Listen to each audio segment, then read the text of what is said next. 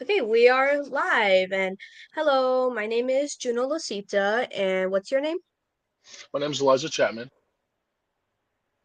Nice to meet you, Elijah. Maybe we can just start off with you talking about any of your comic books. Yeah. So first off, I want to say thank you for having me. Just start I off. think it was good chance that I got in. I saw your post on various groups, or I think I saw it on one group, and was interested immediately. I've always wanted to do like an interview, um, and it just worked out that I was able to fit in the schedule. So thank you for that, for the platform and everything. Mm. Um, my first book and the book I only have today, because I work with Comics Wellspring, and there's a lot of delays going on for orders. I would have had two more, but you know, a time is something that we all don't have all the time. This is my debut book. It's called Metallobox. It's about a high-level MMA fighter who wants to quit while he's ahead. He's the champion. He wants to retire. He wants to have a family. He wants to, be with his wife. He doesn't want to let time get over him. And the corporation that he works for is very just like, no, we don't want you to go. You make us too much money. And it turns into like a man versus corporation kind of story. I only have issue one out, and then I have two other stories coming out. Like I said, when me and the publisher figure out a great date for next convention I have. That's awesome. I love that. And what inspired you to start writing? Um, Honestly, I've been reading comic books and just books in general since I could remember reading, like learning how to read at all.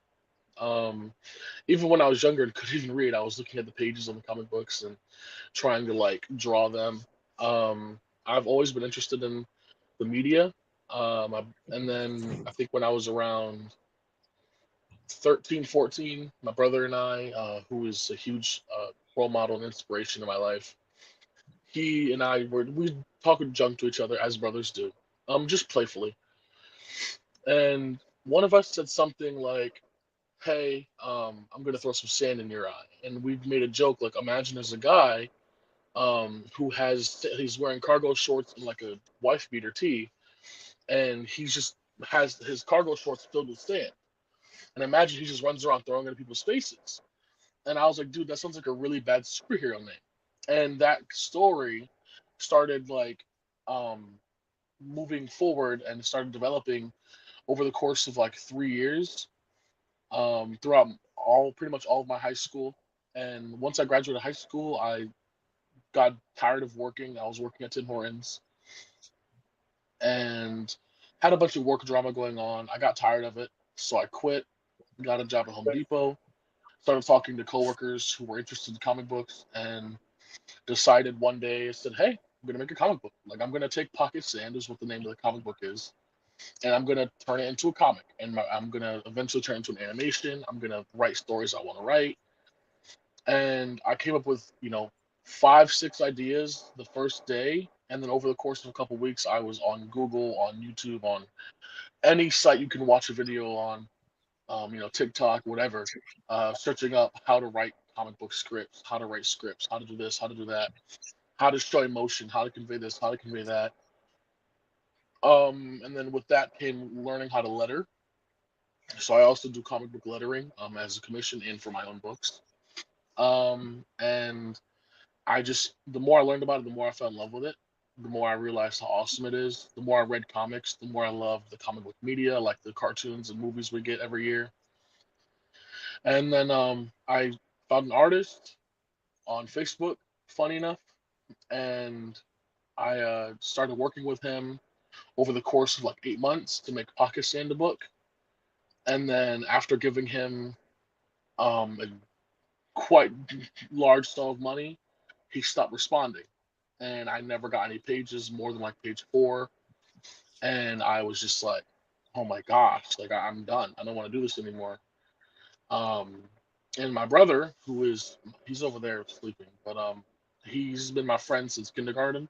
He's not my actual brother, but we've been friends since kindergarten. We're both 20 years old now. Like we have been friends for 16 years. That's basically my brother. He came over to me and saw me really mad. I'm like trying to dispute PayPal and anything I can to get my money back.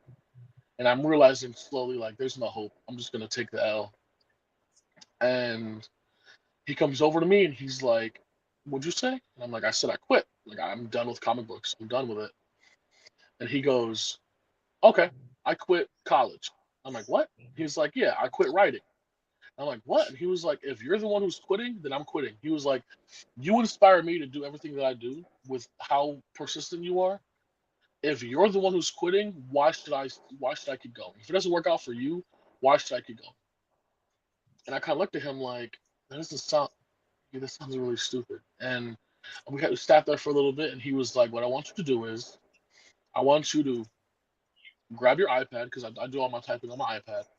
He said, "Go grab your iPad, put on the charger, put on a movie, put on a show, put on music, whatever you have to put on. I'm gonna give you 2 hours. I'm gonna go play the game for 2 hours. I'm gonna come back.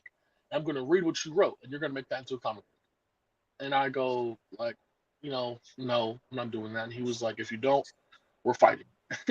Literally, he was like, "We will put the gloves on and we will fight. Because you're not giving this up. This is something that you love, and it's something that you are good at. I've read your scripts. I've seen your art. I've seen your artist's art and your concepts and all that you give them. You're good and you're going to succeed. You can't just give up just because one little thing happened." So I reluctantly got up, got my iPad, put on the charger, started typing, and I'm watching this movie called Southpaw by Jake Gyllenhaal, or he's starring. And then I'm just like, dude, this is a nice story. Like, a guy who's at the top of his game loses everything because of something dumb or whatever.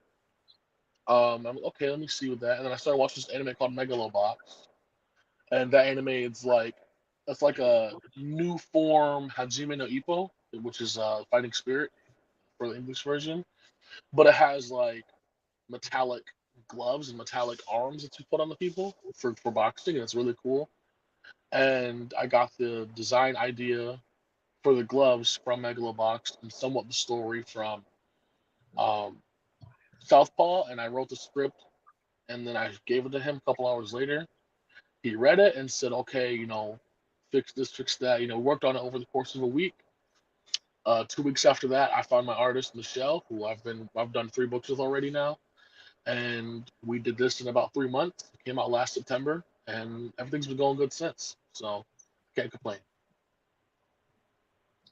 I love that story. It sucks when you think you can trust somebody and they just, run with it, Yeah, but yeah, exactly. it's also amazing that you have somebody that can be a supporter for you basically and to keep you going.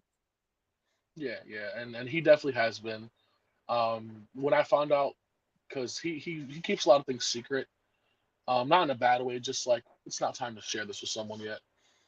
He's been writing a book since sixth grade, and he hasn't told me until that time. He said, "Listen, I've been writing this book. I've been struggling with it, and seeing you go to these conventions and getting inspiration from these vendors and wanting to vend to these your one day your own with your own books, talking to these comic book legends and you know promoting your stuff without even knowing you're promoting it. Like this looks fun. I want to do the same thing." He wants to do a graphic novel, which is a much longer and much more drawn out process. But I told him I'm here to help. I have at least 3 artists I'd recommend to him. Help him pay for it if he needs to, like help him promote it. Anything he needs to be done. I told him I'd help him because he helped me. I mean, him and my mom, we all 3 of us go to every convention together. I've been to 4 with this book since last September. Um, I had knee surgery the week before this book came out. And my first convention, I literally couldn't walk. I was on crutches. And my mom and him basically carried me to the car and basically carried me to the table and helped me vend. And, if I had to use the bathroom, helped me go to the bathroom. And, it came out to be a nice experience. Then next convention came a couple months later. I was able to walk again. Um, and that was awesome. That was about 2 months ago now. And I just had one this past week on Sunday, and that was also an awesome experience. That just every time I go to a convention, it's just a better experience than the last one, and I love it. I've never had a time where I went to a convention and was like, eh. Like I've always left with a smile. I've always left with, at least breaking even. which is what I always aim for when it comes to putting money into the convention. And I always try my best to connect with as many people as I can. I live in a city called Rochester, New York, and we have a lot of very, very rich art and civil rights history that people in my city don't even know about and don't even acknowledge. So I'm trying to build a group of people who will help me acknowledge that and let people know, like, yeah, we're more than just the city next to Buffalo. We're more than just the city next to Syracuse. Like, we're more than just upstate New York. We have our own history. Um, we have our own stuff that we have going. We have a Lilac Festival every year, which is huge. We have Cobb's Hill art festivals, and our parades and stuff are huge. I think this is, I don't know, in terms of cultural diversity, I would say Rochester's like second to none almost. And I've been to a lot of states, a lot of cities. I didn't even notice that you were that close to me, to be honest. Yeah, where are you? I also, oh, I'm in Buffalo myself, Oh, okay. but I'm also a lover of Comic Cons. The last one I went to is one called Decepticon. I don't know if you have Hmm. heard of that, but it's located over here too. You Hmm. should definitely check it out for next year. Do you plan on going to many more conventions? Yeah, the one I'm looking at right now is Nickel City, which is in Buffalo. I was there last year as a spectator. I met some of the most awesome. I had lunch with Lou Ferrigno. Like, you can't get better than that. Like, I bumped into him on accident, said sorry, and he said, "Hey, you want to have lunch with me?" And I said, "Yeah." And I went over there and talked with him. He just was like, "The only thing I ask is you speak a little louder because I guess he's deaf in one ear." And he also said, "Speak a little louder and don't pull your phone out, and we can talk and have a time." I sat there for 30 minutes just talking with him. Like, I was fanboying. Like, I went there to see Sting, the wrestler, and he ended up having an event the night before, and didn't end up showing up because he got injured during his match. And I just sat it was so awesome. Like, the two of the Mighty Morphin Power Rangers were there last year. Um, the blue one and the black one, and my brother and I went over. My brother Devontae, we went over there and danced with them because one of them made music, and we were like eating hot dogs with Power Rangers like in cosplay. And dude, it's so awesome. Like, it's so awesome. I love conventions. Even if I never make another comic book again, which is not anything that's going to happen anytime soon. But even if, for some reason I say right now I'm never making comic book again, I will always go to conventions every year because they're just so fun. But outside of Nickel City, there's one in Rochester called Flower City Comic Con, and that's the one I go to every year. That was my first convention that I ever vended at, and that was before I even had a comic book. That was when I just started writing scripts. I was taking my digital graphics and my oil pastel and charcoal art and putting them on a table and just selling them just to sell them. And then that turned into the love for comics, and now I have like a whole setup. I have shelves, I have a backdrop, I have a runner, I have a custom tablecloth, I have my books and my posters and my little stickers and my little figurines, and it's just a whole convoluted mess now, but I love everything about it. I love that, to be honest. I would also This like is a doing all reminder. that. Um, so how does vending look like to you? Like when you are vendoring at a Comic Con? In terms of what? Like how do you sign up for it, get it going, and how do you expect your sales to go? So like I said before, I have had very good luck with comics, and just even if I'm not selling comics, like selling anything at Comic Cons, I'm a very people person. I like talking to people. I like inspiring people. I like getting inspired by people. I like the human interaction part of it. The money's awesome too, but just like the human interaction is the main thing I go for. Um, and to get into a Comic Con, it's really simple. It's just about timing. I always around October. Excuse me. Excuse me. Around October or November, Every year I search up, Comic Con, Rochester, New York, where I'm in the city that I'm in. I search up Rochester. I search up Buffalo, New York Comic Con, the city that you're in, right next to me. And I even search up like Syracuse Comic Con, Niagara Falls, which isn't too far. You know, what is that? What is that part of New York called? Starts with an A. Oh, I just forgot it. Albany, yes, Albany. Um, Albany Comic Con. I just search up any Comic Con that I know that I could be able to get to if I have enough planning, and sign up for it. I go there. I look at the paper. I look at who their guests were last year, who's their guest this year, if it's already announced. If not, I follow their socials and announce it. Wait for them to announce it. I mean, um, I go to the little forum, go to the bottom, click vending or vendor or exhibitor, click it, go down to where it says apply, um, and I put my information in. Usually the process goes you apply for it, and they look at your name, look at what you're selling, look at, you know, everything like that, how old you are, all that stuff, the little description you give them, and they basically say, does this person fit the niche or does this person fit Comic Con? Most I've never gotten a no. I don't know if that's just luck or if that's just a thing that they never say no to people. But I've never gotten a no from someone. And then they send you a form in your email or whatever email you provide to them, and it just says, "Here's the vendor form, the vendor application. Put your name of your company, what you're selling, all the same stuff. Email all that. Here's your phone number, and then you pay whatever the fee is." Which I've found is usually anywhere from 100 to 200 bucks, depending on the kind of con it is. And there you go. That's pretty much it. Then you just prepare. I always order my comics a month at the latest. I mean, in advance. Um, Especially now that I know that delays are a thing with the publisher I use, and I just hope for the best. I go there. I have my pocket-sized comics hoodie right here. My mom has a shirt with the cover of the comic book on it.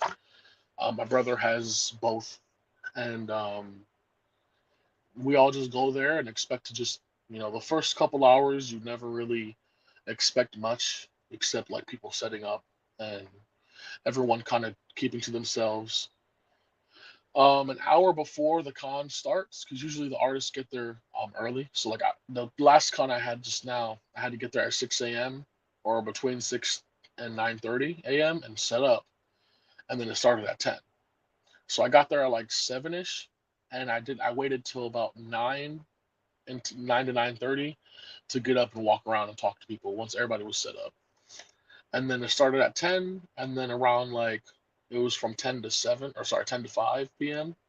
So around like 1 o'clock, when we've had a couple people come in, I get up, walk around again, talk to people, maybe do some shopping on my own if I feel like it, if I see anything I want, and then go back to my table for the rest of the con, leave, go get some food, unpack at home, stuff like that. It's pretty simple procedure, nothing too crazy. The hardest part is finding where your table is, because a lot of cons have different organization types. So it's like this is row A and you're A5 because you're the fifth table in A, or this is like they'll also do like your table 72, or they'll be like your table E54, and it's like what the hell does that mean? Like, how am I supposed to find out what E54 is? Then you look at the table next to you or the closest to you, and it's like D7, and it's like okay, I'm probably over there because you're looking at how they go. Um, but no, conventions are awesome. People are awesome. I never had a rude customer. Never had a rude person with me. I've always had people next to me that are awesome. And I walk away with their information, talking to them. They've helped me a lot. It's just a nice space. Cosplayers are a little annoying. Some of them, not all of them. Some of them can be a little bit annoying because some of them get full of themselves because they're so in character or because they feel like they did such a good job with their cosplay, which I get. If you spend 9 months on an Iron Man suit made out of foam, I'm gonna kind of feel like hell yeah, I did my thing. But a lot of them are like, don't touch me, don't take pictures of me. I'm gonna walk around and look cool. Like, what's the point? You know what I mean? Like, dude, you're wearing a $10,000 Iron Man suit and you don't want nobody to take pictures of you. That's whack. Like, come on. But no, for the most part, everybody's pretty awesome.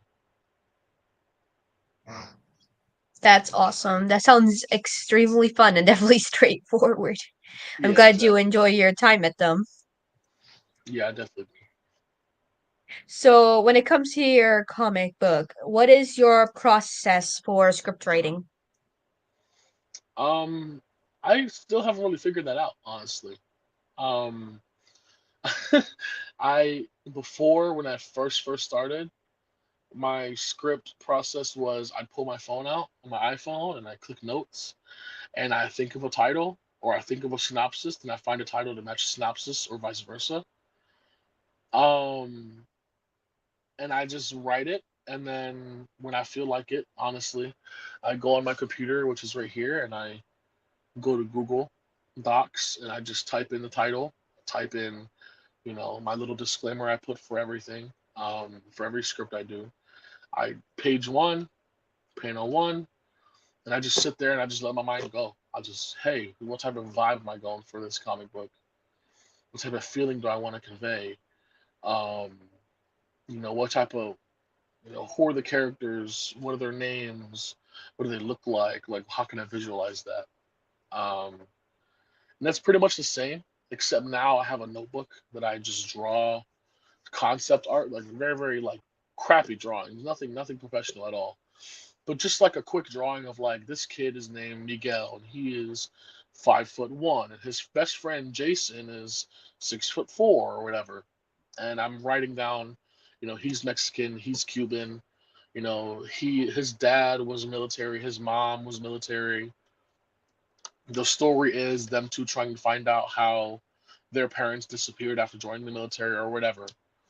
Um, and then it's just like, do I want to start off in the middle of the story? Like one thing I like doing, which I need to stop doing because I've been doing it too much, is starting in the middle of the story and then doing one of those like, oh hey, wonder how I got here, like one of those cliche types of introductions and going back to the beginning, and then having the character narrate. Um, and also I do things where you're in the middle of the story and then you follow the story until the cliffhanger or until the first act, the end of that first act.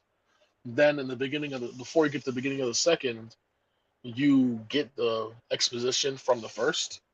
So it's like almost backwards. Where it's like with Metallibox, you start the first 12 pages of the book is just fighting. Like literally the first 12 pages of Metallibox is the main character in the middle of a professional fight. Um and then then in issue two it'll be why he's fighting, what he got, how he got to fighting, stuff like that. um but just discovering different writing elements is awesome. I even now I've helped someone else publish 3 books, two of them 100 plus pages, and I've lettered and written and done covers and stuff, and then I've done 3 books on my own. And even now, I still have like my artist. His name is Mason. He's working on a book for me right now. I have to remember every week to add pages to the script. Like I don't even have the script's not even finished. I'm just having him do the art, and then based on how his art makes me feel or how it makes me view the story, I change the script up before he can add anything else. Add another page to it or whatever. Then when I feel good about it, I pay him to do up until whatever page I'm not done with yet, and then I add on to it while he's doing those pages, which he's okay with and I'm okay with, so it works. But yeah, I'm not organized at all. I just kind of do it based off of did I work too hard today at Home Depot or does my back not hurt enough to sit in my chair and type out some stuff for an hour or two. Um, Sometimes like even at work, I'll bring my iPad to work and I'll sit on my hour lunch and I'll just type out 16 pages and I'll come home and read them and be like this is dog, like why did I type that, this is terrible. And then I'll go back and delete the 16 pages, add 5, and then add 5 more, and then go use the bathroom and add 10 more. And it depends on how I'm feeling, honestly.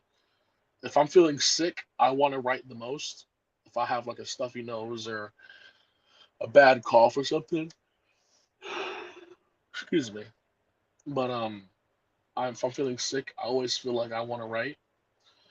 Um, if I'm feeling sore or like physically tired, because I'm a personal trainer, also on top of working and making comic books. So I'm always at the gym.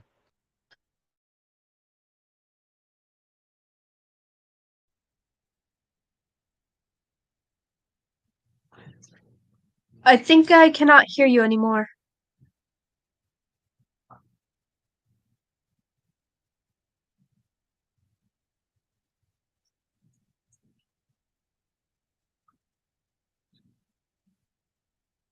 Hmm.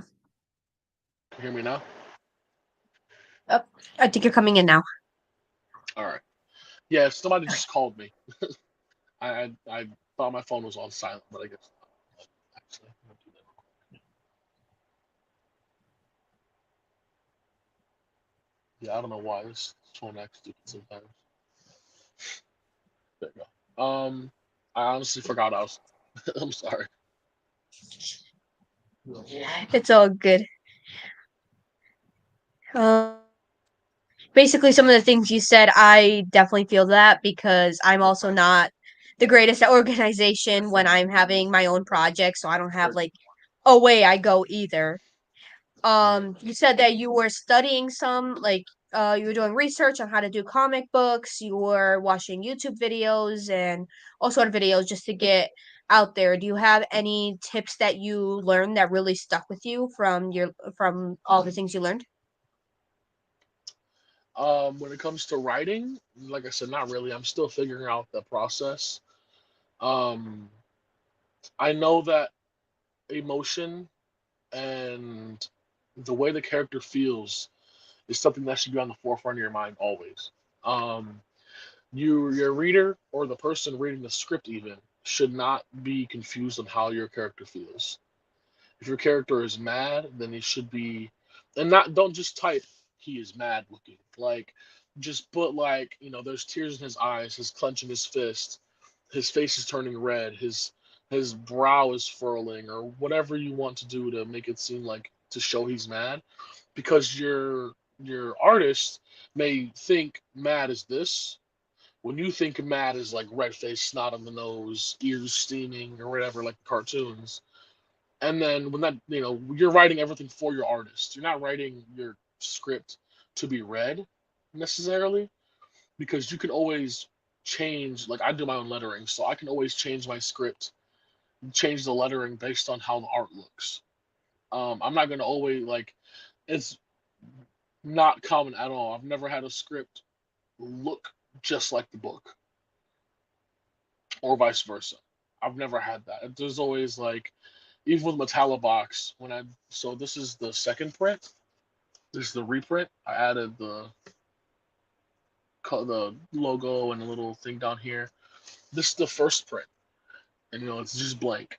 And with this one, some of the lettering is too big, um, and I had to dumb it down. Like this box is way too big for lettering, and I dumbed it down in this book. And in this book, I even changed some dialogue because it's like, why do I have it saying all that extra stuff when it doesn't have to? Um, can't find the page. Yeah, so this box has gotten like way smaller in the reprint, and also I added just a couple things promoting my website and all that into the second book, just to further promotion and stuff like that. But I'm a perfectionist at heart, so I'm always one to go back and try to make my stuff look as best as possible. And when the first print came out, I struggled honestly with just feeling like it was good enough, and I knew there were some things I could have fixed. The way I put the files into my lettering app, um, it made it so that the border, the little bleed edge, was being covered up also. So the comic book looks more expanded and stretched than it should by a little bit. And you wouldn't notice it if you weren't the one working on the book. But I noticed it because I've seen every stage of the book. I've seen the sketches, I've seen the line arts, I've seen color flats, the shading, all that. So I'm just like, and then like the lettering, like I said, some of it's too big. I'm like, okay. Um, so then I did the reprint, and the reprint has been successful, along with the original. And some people prefer the original, which is, you know, power to them. Like, thank you for liking the first draft, is what I see it as, almost. It means they appreciate my art no matter what, and it means I shouldn't be too hard on myself when it comes to it. But I'm gonna be how I am, honestly. Um, but yeah, no, when it comes to tips and tricks, it's just a matter of pay attention. That's about all I can say, is just pay attention. If you don't, then how do you expect the reader to do, like to do that when you can't do it yourself? You should know by look. Like, I know you can give me any panel in this book, and I can tell you where the panel goes, what's happening, what the characters' names are, how they're feeling in that moment. I can tell you every single thing about them. And this is a 32-page book. I write too much to follow the standard 24. So 32 is my standard, quote unquote, for me. Um, and I just I get into it, and I could tell, like I said, every single panel, even a corner of a panel, I could tell you what page it goes on, what panel on the page it is, who the character is, everything, because I'm invested into it that much. Can I ask how you created the name of the founder of Pocket Size Comics? How did you create Uh, that? so that's actually, I got asked this at the con I had on Sunday, and I didn't really know how to answer it because I just kind of did it. It wasn't like I was thinking cleverly, like, dude, I'm gonna make small comic books and make it called Pocket Size. Like, I was not thinking that at all. I So at the age of 10, I started a graphic design. No, 11. I'm sorry. I started graphic designing, and I was self-taught on my phone, on a little tablet I had. Um, I learned how to graphic design using like 6 different apps, and I started doing it for money on Twitter. And I would use my mom's PayPal to get money from people because I wasn't old enough to have PayPal yet. And I was on Twitter, on Instagram, on Facebook, even local businesses around here, and like contractors and stuff. I've done logos for, um, and even smaller YouTubers at the time who were like, I'm hitting 20,000 subscribers. Can you make me a logo or whatever? Can you do me a thumbnail? Even streamers, like how they have like the stream borders, like how the kind of your background is. I'd make those too, and I was making good money for it. And my YouTube name was Reckless Gamer, but with a three instead of an E for Reckless, so R3CKLESS. And then I went from Reckless Gamer to just Reckless because I was doing more than gaming. I was doing like speed arts and like, you know books, or sorry, book reviews and stuff like that, and just doing more videos I wanted to do. And then when I started fully designing and I stepped back from creating videos, I became Reckless Arts. And then when I made the actual company, it was Reckless Arts Graphic Designing. And I wanted to use Reckless Arts again for the comic books, but I wanted the name to be something that I wanted the word comics in it, in the name of the company. I wanted either comics or like graphics or like arts or something like that in it. And also, I didn't want to try to bleed off of the already dead company that I haven't worked on in 4 or 5 years. I wanted to just start brand new. So I went on an app and I searched up like comic book company name generator, and it was like Wash and Dash Comics and Bam Comics and like Kabloom Comics. I'm like, no, no, no. Like, those are like totally like Bronze Age comic names. And then when I was younger, I had this binder that I drew comic book characters in, my own characters, based off of things I would see and like hear. And the name I always wanted was Wham Comics. Um, WHAM exclamation point space comics. And I had a whole logo thought out. I actually made the logo and everything. And when I told my friend when I was younger that like I'm gonna make comics when I get older, and I'm gonna turn them into animations and stuff, we always were like, wham, like we would just say wham, just like talking to each other, and like, and then he hit it with the wham, and I fell in love with it so hard, and then I remembered it as I got older, and I was searching up Wham comics and all the directories and all the like legal name changes and company names, and I found out that like some company in like 1940s took it, and I found out I was trying to find out how to buy it, and it's not purchasable, so I was like, shit, let me just find a damn name, and then I was like, I don't know, like Pocket Comics, like no, that sounds stupid. And then I'm like talking to my brother, and he's like, "Oh no, pocket-sized comics." And I'm like, "Yeah, yeah." And I'll just throw some small comics in there and make it seem like I thought about it the whole time. Like, no, I didn't, not at all. Totally spur of the moment. It was just like pocket-sized comics, yeah. And ended up searching it up, and no one had the same name, so that was pretty much it. That makes sense. I love that. And I do like the name Pocket Sides Comics. It sounds really good off the tongue. Yeah, that's Yes. that's what the guy told me on Sunday. He was like, "Well, it's good you came up with that instead of just being Pocket Comics because that sounds stupid." And I was like, "Exactly, yeah." And he's like, "No, but Pocket Sized Comics rolls off the tongue very nicely, and it's like it's not hard to remember." And I was like, "Well, I'm happy that I came up with what I came up with." And then I actually made the logo. I don't know if you can see it on here, but I actually made the logo in that whole thing, that the logo and the date and the number and all that. So I do graphic designing still, but only for my own use. I don't do it for commissions anymore. Because I'm just out of practice. It makes sense. Um, who are your biggest influences for the comic book industry, or like what's your favorite comic book? Oh, oh shit.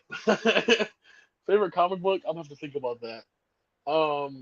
Influences though, I grew up loving Stan Lee, obviously. Um, Stan Lee is definitely one of the top people ever in my life, like in terms of influence. Like I tell people, like I was one of those nerdy kids in like elementary school doing the Naruto hand signs, like running around, my arms behind my head, and I was one of those kids who were like would grab a stick or like a piece of bark and be like, "I'm Captain America," and just whatever I can find to imitate my favorite characters. I've always loved the Hulk, always loved Captain America, always loved Wolverine. And as dumb as it sounds, saying it out loud at 20 years old now, I've learned my morals and a lot of the ways I am through comic book characters. Like I learned integrity and strength and bravery from Captain America, and I learned how to, I learned the control and like of your emotions and stuff like that from the Hulk, and I learned, you know, when to show off and when to kind of stay low, and kind of follow the crowd from Wolverine, and I learned how to be reinventive and how to be trying to think of the word innovative from Iron Man, and just like stuff like that. From Black Panther, how to always fight for your people, stick with your people, no matter what. Like I've learned so much from these comic book characters that I just I utterly love them so much, and I want to have stories that people can look at and be like, I like that character, and they want to thank me personally for it. Unfortunately, Stanley passed before I was able to, but another huge inspiration of mine, Bud Budansky, or sorry, Bob Budansky, Budiansky. I actually met him at the convention this past Sunday, and I gave him like a poster of mine. I signed it and said, I told him like, because of you, because of Jack Kirby, because of Stan Lee, because of Joe Quesada, like those guys, I am in love with something that I'm working towards. Like I'm in love with my work. I found my career. I found what I want to do for the rest of my life, and I'm meeting the best people I've ever met in my life because of it. And if you hadn't done what you did with the characters you did it with, I would not be here at this convention. I was right across the table from like my table was here, his was like there. And it was like maybe 12 feet between us. And I was the whole time just staring at him, like, oh my God, is that who I think it is? And just like telling my mom, like, oh yeah, he did this, he did this, he did that. He did Ghostwriter books from like 1975 to like 1980 something, if I'm not mistaken. And like I've always loved his version of Ghost Rider because he doesn't like focus too much on the flame. He focuses more on the character in all instead of just like putting him in black, giving him bright flames to cover everything. His writing of the character is awesome too. Like he's love his work. My favorite book, uh, I just read recently. Um, I forgot the name of the book. One of my guilty pleasure characters is Sentry. Love the character so much. Um, and I love the dynamic that they give him, where like he's his own worst enemy and he's his own weakness, and like the responsibility that comes with that.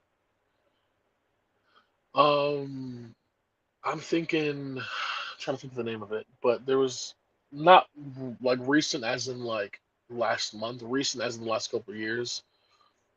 There was a comic book where he ripped, I think it was Null or was it like Ares or something like that. He just ripped him right in half. It was like the coolest thing ever. He ripped like the goddess symbiotes in half or something like that. Everyone was struggling to fight this dude. He just came down, grabbed him, and just like, and ripped him, and then just flew away. Like it was awesome.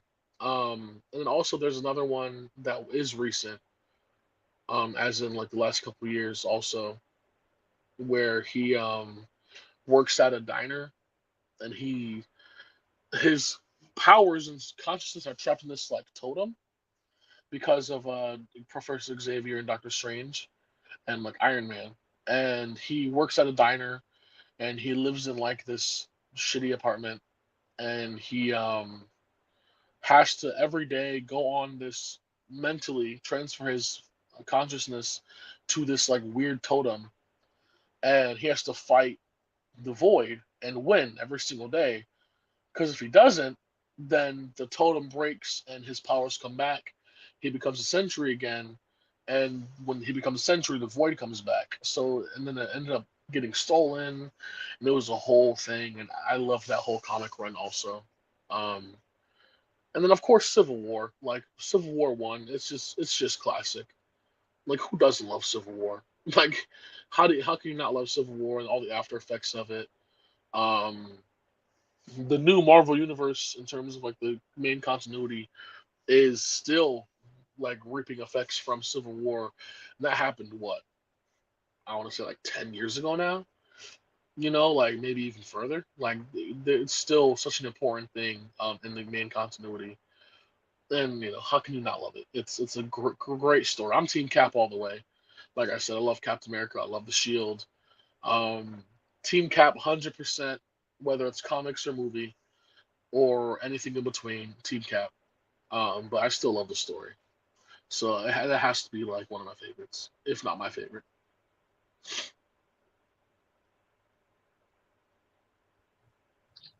I love that. Personally, I love comic books, but I think I'm not too much a fan of like comic books like DC or like superhero type. I think I have some like My Little Pony comic books to be honest, or horror theme, things like that. Yeah, But I yeah. do No, think I'm I, getting way more into comic books. I It's funny because I bought season one of My Little Pony on Amazon Prime like a year ago, and my niece kept asking me to buy it or like watch it with her. And dude, I got into it a little bit. Like I'm not fully like full brony with it, but dude, it's like it's cool. I didn't know they had like cute little powers and they're like have to. Oh my god, it's so cute. Not Mm-hmm. something I could get into personally, like where it's like I'm getting like a My Little Pony tattoo or anything like that, or like collecting the books. But like if it's on, I can watch it. It's not unbearable like most kids shows are nowadays for me. Well, yeah, there is some kid shows nowadays that I personally don't care for, but Straight brain rot is half of them. so where do you think the future of comic books is headed? As an industry, Mm-hmm. that's tough to say. Only because it depends on how the indie creators do. Right now, indie creators like myself, we run the industry because Marvel and DC have not been doing their job. The big publishers have not been giving us what we want, and have been trying to push forward certain agendas that people aren't fans of. I'm not going to name anything because it's controversial to even talk about. Um, and there's pushing forward things that people don't like, pushing forward the things that people do like, but doing it in the wrong way. And they're just focused on things that they're actually not be focused on as a company who makes comic books, or as a company who came from the 1930s making those types of books to now. Like, they should not be focused on stuff like that. But like, I also respect them for trying something new. You can never knock somebody for trying something new. You can only knock them for how they did it, and I'm knocking them for how they did it, not for trying. Um, Specifically DC, I've been seeing a lot more of DC from DC than Marvel when it comes to what I'm talking about. But not to take any blame from either or. Um, if indie creators can continue to collaborate and continue to grow together, the comic industry will thrive and it'll be better than ever in the next couple of years. If we're saying like 5 to 10 years, if indie creators want to keep being selfish and keep being um, selfish, I guess is just the only word I can really think of, and they want to like keep like gatekeeping, um, then the industry will fall. But not it'll never like I don't think it'll ever be so bad that you can't release a comic book and get some sales off it. Like I don't think it'll ever be so bad or so low that you can't put out what you want to put out. Um, I think it's just the passion for it is there. The millions, maybe even billions of people in the world who love comics or comic things, or even people who love Marvel. Like, Marvel and DC are huge companies, and if you can find a reason to like a Marvel movie, you can find a reason to buy a Marvel comic. Same thing with DC.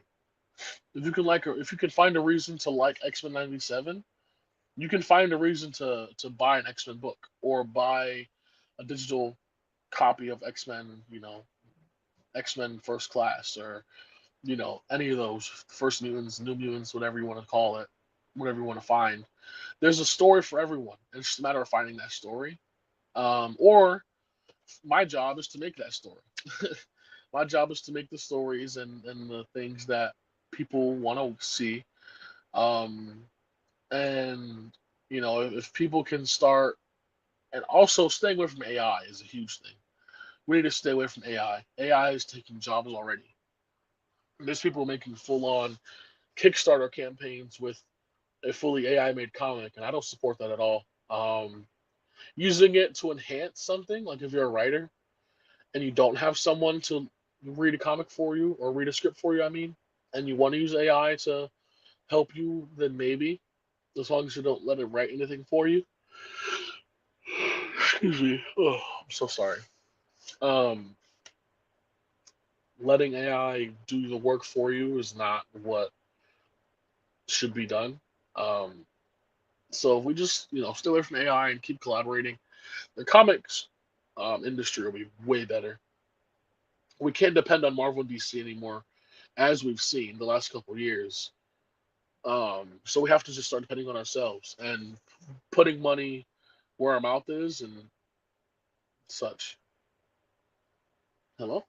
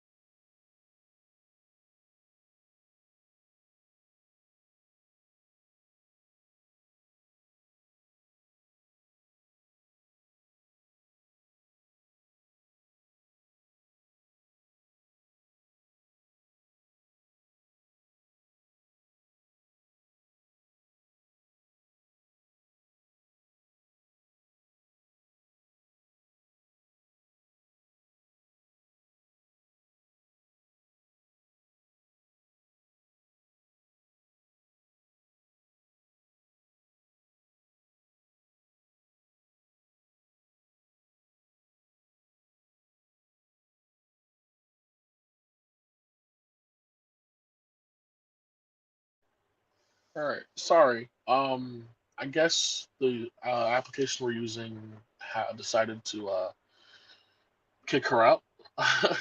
This has never happened before, so sorry. I had to check real quick. I guess I'm gonna just talk for a little bit. You can find my comic Metallo box on pocketsizedcomics.com, or if you want to go to my Facebook page, Pocket Size Comics, or you can go to Instagram page, Pocket Size Comics, and message the actual account. You'll be able to find copies there.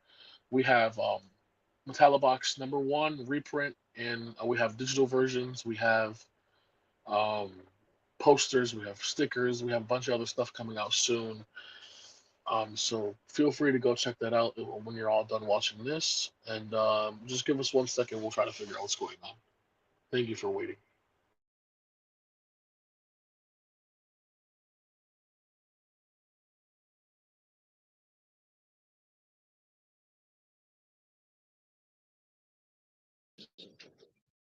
Hi, can you see me and hear me? Yeah, yeah. Oh, I don't know what happened. We are just crashed. Hi, can you see me and hear me? Yeah, no, that was weird. I was like, hello, and I was like, okay, let me just turn my camera and video off. Then you told me to just talk real quick, and I just got done talking as you joined. I'm so sorry. Did you already say where you can purchase the comic books at? Yeah, so like I said, pocketsizedcomics.com, or you can go right to the Instagram or Facebook page and just message the account, and you can set up orders through there too. We ship internationally. I ship all across the world. I don't have any spot where I couldn't ship. If the United States Postal Service can get to you, then so can I. And not to make it sound creepy, so can the comic, I should say. Um, so, yeah, they're all there. We have digital versions. We only sell the reprint now because I only have like 4 of these left. We have posters, stickers, stuff like that. And when the other comics come out, they'll be on there as soon as possible with posters and more stickers. And eventually, we're going to do hoodies and shirts and stuff too. So, this summer is a summer of building, and the next summer is a summer of profit. Is what I tell everyone. This summer, I'm going to be building as much as I can, getting the books, getting the inventory, and then next year, I want to hit at least one big convention. I want to hit like Canada, or like San Francisco, or like New York City, just something, one of the big ones. So I'm saving up for stuff like that right now. Awesome. Can't wait. I'm very glad Oh, you're cutting out right now. Thank you for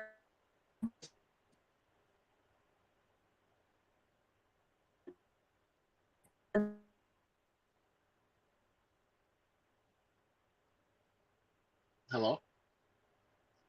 Oh, she cut out again. I don't know what's going on with this app right now. Um, that's crazy. But yeah, so thank you guys for even considering reading my comic book. It's awesome. Uh, I'm happy that there's interest in something that I'm putting out. I'm happy there's interest in something that I care for. Um, and thank you guys for just, even if you're just looking at my website, or if you're looking at this interview and thinking he's a nice person or anything like that, thank you just for watching. Um, and I hope I help inspire any of you to create anything, or to even go out to your next convention, figure when that is, and find people that you like there and read their comics. Like I said about the comic industry, if we keep collabing, we can make this bigger. We can make this more money for everyone. We can make more time for everyone to spend putting it into the craft, and we can make this lucrative for everyone. So we just need to keep collabing, and that's all. Give me 1 second while I see what's going on.